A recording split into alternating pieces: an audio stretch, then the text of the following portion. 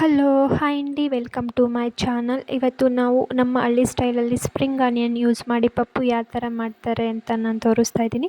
ಮೊದಲಿಗೆ first stove on ಮಾಡಿಬಿಟ್ಟು ಅದಕ್ಕೆ ಸ್ವಲ್ಪ ನೀರು ಇಕ್ಕೊಂಡು ಮತ್ತು ಬೇಳೆ ಚೆನ್ನಾಗಿ ವಾಶ್ ಮಾಡಿಕೊಂಡು ನೀರು ಕಾದ ನಂತರ ಬೇಳೆ ಆ್ಯಡ್ ಮಾಡಿಬಿಟ್ಟು ಅದಾದಮೇಲೆ ಸ್ಪ್ರಿಂಗ್ ಆನಿಯನ್ನ ಸ್ಮಾಲ್ ಪೀಸಾಗಿ ಕಟ್ ಮಾಡ್ಕೊಂಡ್ಬಿಟ್ಟು ಆಮೇಲೆ ಟೊಮೊಟೊ.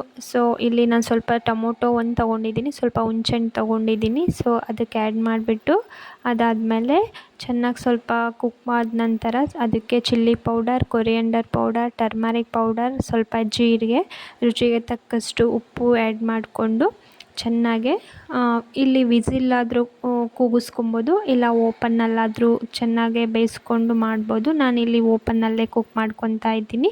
ಸೊ ಅದಾದಮೇಲೆ ನಾನು ಇನ್ನೊಂದು ಸೈಡಲ್ಲಿ ಒಗ್ಗರಣೆಗೆ ರೆಡಿ ಮಾಡ್ಕೊತಾ ಇದ್ದೀನಿ. ಸ್ವಲ್ಪ ಆಯಿಲ್ ಆ್ಯಡ್ ಮಾಡಿಬಿಟ್ಟು ಅದಕ್ಕೆ ಜೀರಿಗೆ, ಬೆಳ್ಳುಳ್ಳಿ ಮತ್ತು ಒಣಮೆಣ್ಸಿನ್ಕಾಯಿ ನನ್ನ ಹತ್ರ ಏನಿದೆಯೋ ಅದೇ ಆ್ಯಡ್ ಮಾಡಿ ಒಗ್ಗರಣೆ ಕೊಟ್ಕೊತಾ ಇದ್ದೀನಿ.